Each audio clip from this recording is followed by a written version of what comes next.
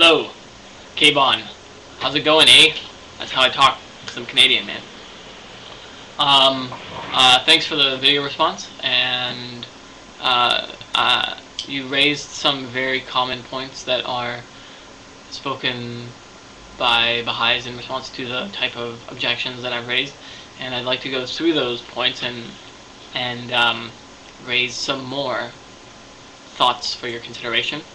First of all, the main point of your video was that there's two definitions of homosexuality in the Baha'i faith. The first one is the homosexual act alone, and the second one is the idea of homosexuality. I've never heard that word before, by the way. Homoromanticism and the sexual act. So the second one includes the sexual act, but also includes homosexuality and homoromanticism. And you say that the Baha'i faith only condemns the sexual act, which is also a way of life, somehow. By the way, your definition of a way of life is something that is done. So I just thought this was kind of funny because it means that YouTube is a way of life, because it's something that is done.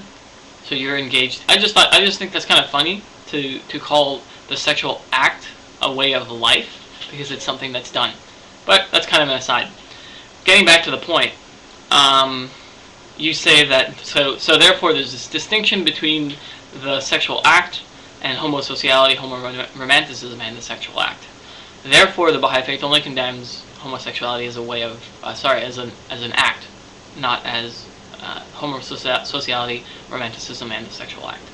I have three objections to this this response on your part.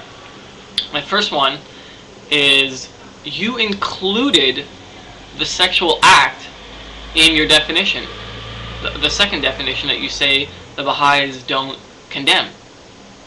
And you said that they condemn the sexual act, and yet you included that in the second definition.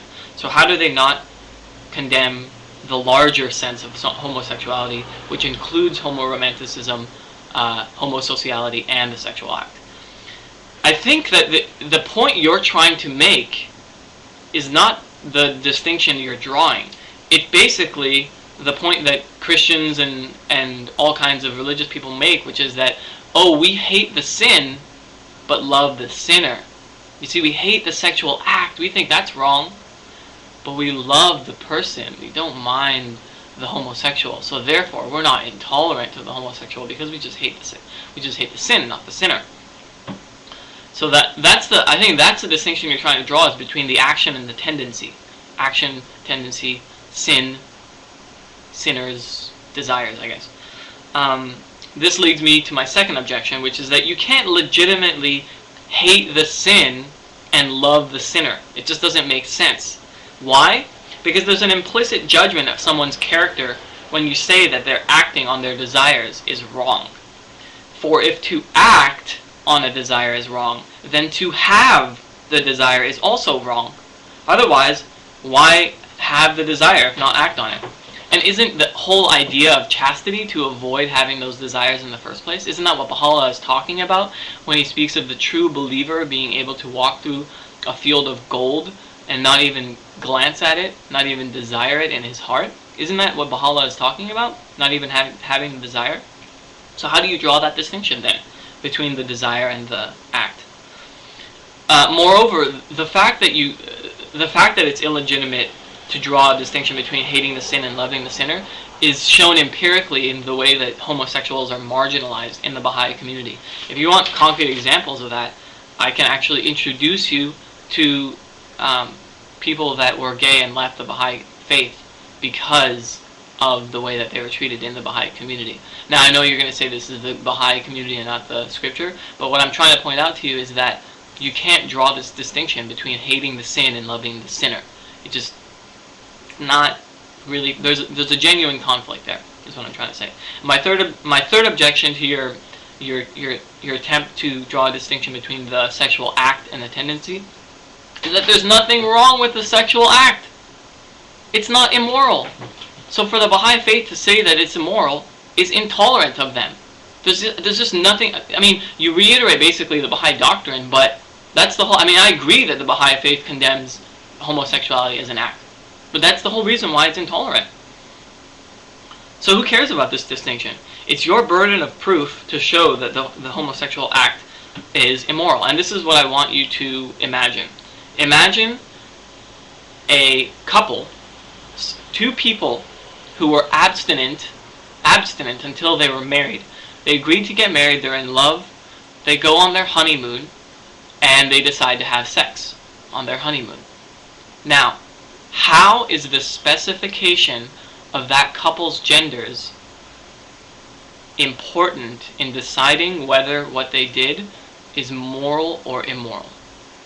In other words, how is it important? How does their gender give us any insight into the morality of what they did that night? I just don't see how it does. You may want to say, and you have said, that, oh, well, that sexual act, if those two people are not a man and a woman, then they can't produce life in their sexual act. And you even quoted Shoghi Effendi as saying that the primary purpose of marriage is procreation. Please, I have 5 responses to this. First, Baha'is who are infertile can still get married and have sex. I have a quotation from the Universal House of Justice. The House of Justice says, I quote, "A couple who are physically incapable of having children may, of course, marry, since the procreation of children is not the only purpose of marriage." I repeat, the procreation of marriage is not the only purpose of marriage. Case closed. It doesn't matter whether they can have children or not. My second point, lesbians can have children with current stem cell research. They can actually produce a male sperm from female stem cells. So in the future, lesbians can have children. Is it going to become moral then in the future for lesbians to have sex? Third objection. Homosexuals can use surrogate mothers and fathers to have children. Why is that wrong? Fourth objection. Homosexuals adopt children who would otherwise not be adopted into families. Therefore, homosexual couples actually are helping society by adopting these kids and giving them a home. My fifth objection is, who cares if it's not the primary purpose of marriage? There's lots of other purposes of marriage, one of which is just to be with someone that you love. And what's wrong with that? Who cares, basically, that the Baha'i faith says that the primary purpose of marriage is procreation of children? You and I define what the purpose of our marriage is or is not. And you may happen to choose to make it the procreation of children. I certainly won't. I'm going to make it loving my wife. Another objection you might raise here is to say that it's, oh, what that honeymoon couple does is not natural. However, you admit that there's cases where it is natural. So what about those cases? Secondly, what does not natural mean here? In every sense of the word natural, it's natural. The homosexual act. It happens within space-time. It happens between two people who are in nature. It's something that occurs normally in society.